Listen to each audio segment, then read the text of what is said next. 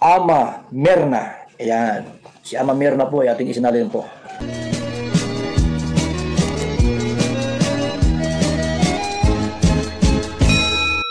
Hello, good morning. Tunay nga napakasaya nitong tatlong angels ng Kalingap. Si Dara, si Erica at si Joy. Makita mo ngayong bandi nila na parang ang tagal-tagal na nilang magkakakilala. Nung first time pa lang nilang mag-meet nitong tatlo, sa una pa lang nilang pag-meet ay nagkakasundo-sundo na sila kaagad. At itong swimming nga na nakaraan, makita mo yung kakalugan ng bawat isa. May kanya-kanya silang katangian o kanya-kanya silang kakalugan, kanya-kanya silang pagpapagood vibes, at bawat isa sa kanila ay napakasaya, masayahin talaga sila. May kanya-kanya silang katangian, may kanya-kanya silang style ng pagpapatawa, at may kanya-kanya silang pagbigay ng kilig sa mga bawat manonood sa kanila. Makikita mo talaga yung tatlo na hindi sila naiilang sa bawat isa, lalo na sa pakikipag-join o pakikisama doon sa mga may mga edad na sa kanila. Katulad kina Ate Jack at saka yung ibang mga kasama nilang mga babae doon sa swimming, ay makita mong sumasabay sila kung ano yung ginagawa ng mga kasamahan nila. Hindi sila KJ o hindi sila Killjoy sa ganyang mga pagsasama-sama o sa ganyang pagtitipon ng mga ginagawa nila. Kasi may focus sila eh. Ang focus nila ay yung magkaroon ba sila ng tunay na banding bilang magkakaibigan, wala pa ibang mga iniisip, ganyan. Hindi naman natin pwedeng sabihin na mga bata pa sila. Sa totoo, matured na rin sila mag-isip eh. Pero ini-enjoy lang talaga nila yung kanilang pagiging kabataan. Na habang bata pa, ay sige mag-enjoy sila kasama yung mga barkada nila o kasama yung mga tunay nilang mga kaibigan. Kasi sayang eh, nasa kabataang period ka na, nasa teenage period ka na. Mga teenager sila, tapos sasayangin mo pa habang may pagkakataon pa na sila nagsama-sama dahil sila nga yung Kalingap Angels, di ba?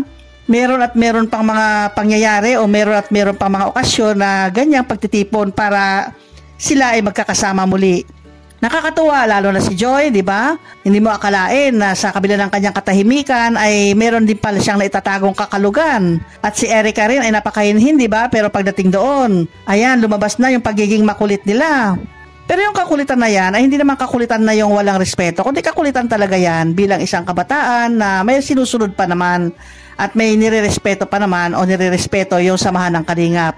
Itong si Dara rin, ako, sabik na sabik yan sa kaibigan. Alam naman natin na nasa bundok siya, nasa kalagitnaan siya ng bundok. Ang tanging kasama lang niya ay yung kapatid niyang bata pa.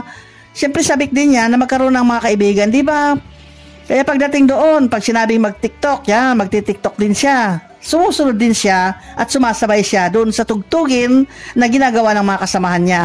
Napakasimple pa kasi yung mga isipan nila eh, napakapayak pa. Wala pang ibang iniisip. Wala pang ibang finofocus, ganon, kundi yung finofocus lang nila ay paano nila i-enjoy yung pagiging Kalingap Angels nila. At nako, meron pa yata may dadagdag. May bagong may dadagdag sa kanila, itong si Rose Ann. Bagamat huliman, pero may hahabol siya sa pagiging Kalingap Angels. Maganda rin itong si Rose Ann. Matalino siya at makita mo yung kanyang sinseridad din na makapagtapos sa pag-aaral. Pag yan ay naisama sa Kalingap Angels, sigurado may papakita rin niya yung pagiging masiyahin niya, pagiging makalugin niya. Lahat sila ay wala kang maitulak kabigin. Lahat sila ay mahal ng mga viewers. Lahat sila ay talagang deserving na maging Kalingap Angels. Iba-ibang dating nga lang, di ba? Iba-ibang style o iba-ibang level ng pagmamahal sa kanila. Pero sila ay pare-parehong beneficiaries ng Kalingap. Sila ang Kalingap Angels. Si Dara, si Erica, si Joy, at may dadagdag na rin si Rose Ann. Ayan, abangan po natin yung pagsama-sama ng apat na yan ha. Siguradong pagsasamahin niya ni Kalingap Rab. Ang saya siguro pag yung apat na yan ay magkasama-sama. Kasi yung tatlo, na yan eh. Close na yung tatlo eh. Idadagdag na lang si Rose Ann na sana maging okay rin sa kanila. At sana maging tanggap din siya, maging close nila, maging apat na silang Kalingap Angels. Salamat muli sa inyong panonood. Hanggang sa muli. Bye-bye!